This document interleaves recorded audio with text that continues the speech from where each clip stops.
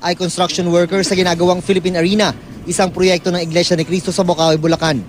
Isa ito sa mga nakakaagaw pansin ng mga motoristang dumadaan sa NLEX.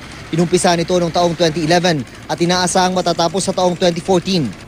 Pag natapos, ito ang sinasabing magiging pinakamalaking multipurpose dome arena sa buong mundo. Lunes ng gabi, isang aksidente daw ang nangyari sa construction site. Nakausap ng GMA News ang isang saksi sa hiling na huwag pangalanan.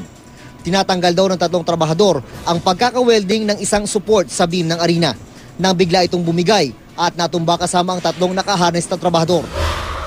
Hindi ko masabi yung lakas ng impact.